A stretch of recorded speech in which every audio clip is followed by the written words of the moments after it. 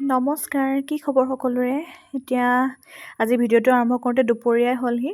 দুপৰীয়া সময়তে ভাবিলোঁ আপোনালোকক মোৰ টেবুলখন দেখাওঁ। এইজোপা মানি প্লেণ্ট মোৰ আগতে বহুত ধুনীয়া আছিল। ছাইডত ফটোখন লগাই দিছোঁ চাবচোন। কিন্তু দেউতাৰ অসুখৰ সময়ত এপ্ৰিলতে ঘৰলৈ গৈছিলোঁ। তেতিয়া প্ৰায় মৰি যোৱা নিচিনাই, এখিলা মাত্ৰ পাত আছিল, তাৰ পৰা সেয়া ডালটো হৈছেগৈ আৰু। এইজোপা লগাইছোঁ আপোনাৰ অপৰাজিতা, আৰু এইকেইটা যে দেখিছে বাল্বকেইটা বেয়া বাল্ব আছিল, মই এক্ৰিলিক কালাৰ কৰি পেলাই এনেকুৱা কৰি পেলালোঁ। এই ওপৰৰ এইটোত থুপিটোত লগাবলৈ আছেগৈ আৰু অকণমান। এই বটলটো যে দেখিছে, বটলটো ময়ে ডিজাইন কৰা। কেনেকুৱা লাগিছে জনাবচোন দেই।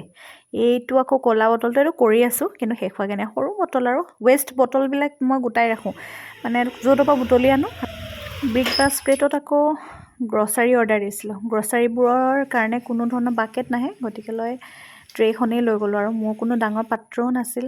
বাহিৰলৈ গৈ দুপাহমান ফুল ছিঙি আনিলোঁ, যিহেতু সন্ধিয়াই হ'ব হ'ল। দুপৰীয়া ভাত পানী খাই আজৰি হৈ অলপ জিৰাই হতাই সন্ধিয়া ফুল ছিঙিলোঁ। ফুল ছিঙাৰ পাছত এয়া মই সজালোঁ মোৰ থাপনা ঘৰ আৰু প্ৰাৰ্থনাৰ কাৰণে ৰেডি হ'লোঁ। সন্ধিয়া প্ৰাৰ্থনা কৰাটো বাৰু কাৰ কাৰ অভ্যাস মোৰ দৰে জনাবচোন দেই।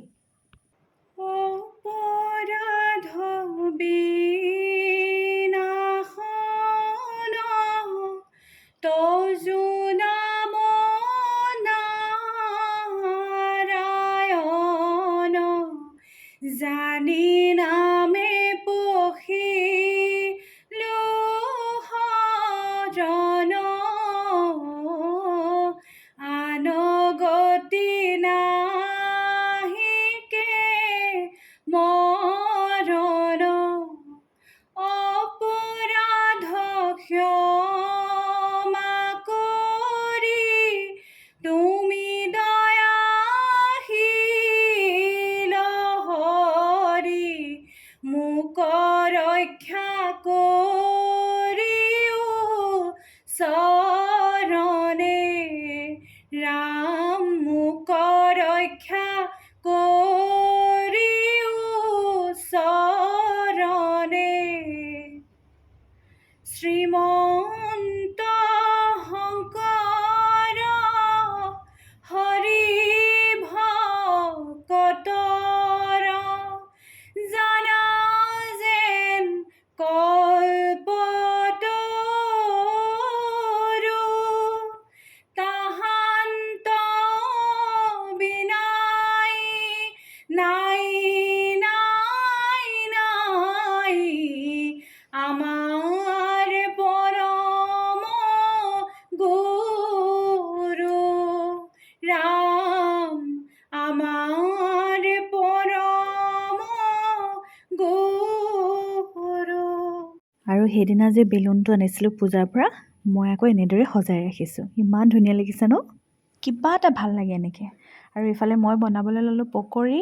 বাহিৰত অকণমান বৰষুণ দিছিল, সেয়েহে এফালে পিঁয়াজ কাটি ল'লোঁ, তাৰপিছতে জলকীয়া দিলোঁ, বেচন আৰু অকণমান দিছোঁ পিঠাগুড়ি মানে শুকুৱাই ৰখা, তাতে অলপ ৰেড চিলি পাউডাৰ দিলোঁ। আৰু এইফালে ধুনীয়া এটা পেষ্ট বনাই ল'লোঁ। আৰু এইফালে দিলোঁ কেৰাহীত তেল, আৰু এয়া মই এটা এটাকৈ পকৰি দিলোঁ। পকৰিত ভাজোঁতে হেতাখনত অকণমান পানী লাগি আছিল।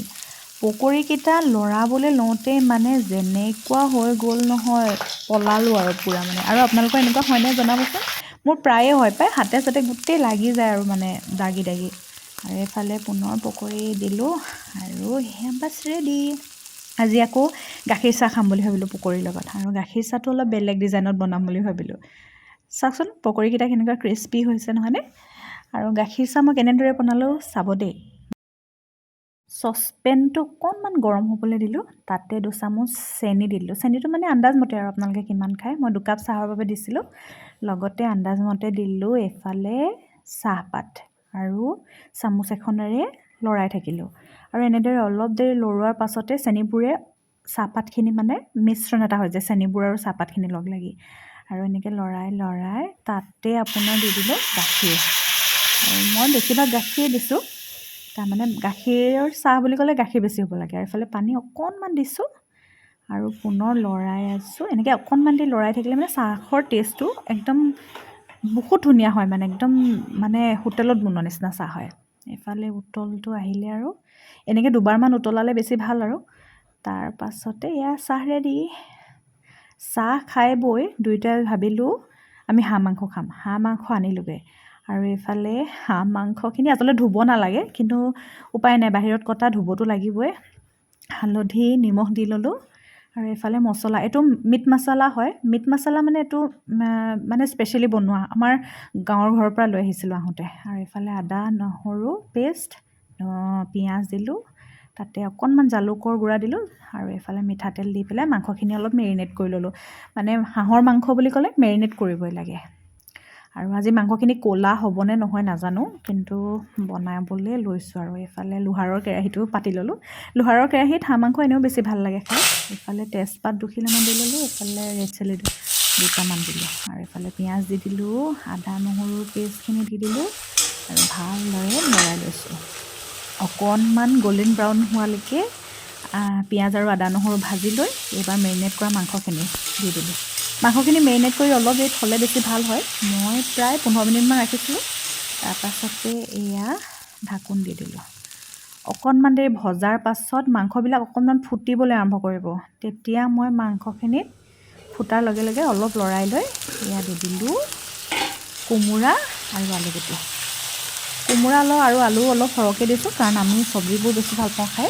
মাংস অকণমান কমকৈ আনিছিলোঁ, আমি যিহেতু দুজনহে মানুহ, গতিকে লৈ পেলাই মাংসটো বৰ বেছি হ'লেও বেয়া লাগে খাই আৰু থাকি যায়গৈ। আমি বিশেষ খাবও নোৱাৰোঁ, বিশেষকৈ মোৰ হাজবেণ্ডে আৰু বেছি মানে খাব নোৱাৰে, মানে মাংস আৰু বিশেষ নাখায়।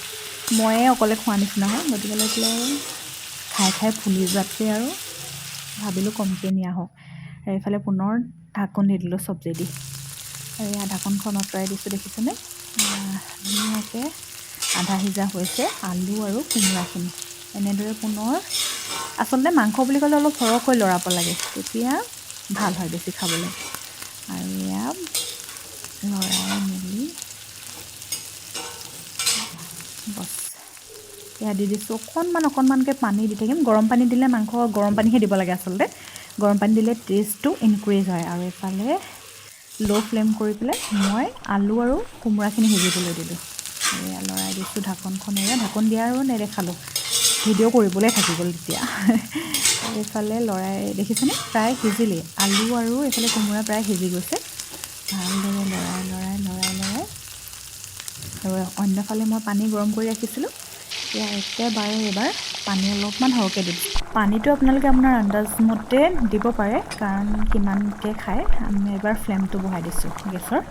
মানে কি হয়, পানী আমি সৰহকৈ দিছোঁ কেলৈ, আমি অলপ জুলীয়াকৈ খাম বুলি ভাবিছিলোঁ। আমি কোনো দাইল বনোৱা নাছিলোঁ। যদি আপোনালোকে দাইল বনায়, তেতিয়া পানী অকণমান কমকৈ ঢালি আলুতীয়াকৈ বনাব পাৰে। আৰু মই একেবাৰে শুকুৱাই পেলোৱা নিচিনাই হ'ল। অলপমান জোল আৰু অলপমান মানে গ্ৰেভি বনালোঁ আৰু সম্পূৰ্ণ। তাৰপিছতে এয়া মোৰ ৰেডি হাঁহ মাংস, হাঁহ আৰু কোমোৰাৰ মাংস।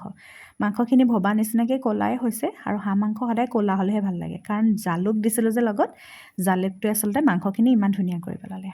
হাঁহ মাংসত আপোনালোকে প্ৰায়ে জালুকেই ব্যৱহাৰ কৰিব, জালুকে কালাৰটো ইনহেঞ্চ কৰে।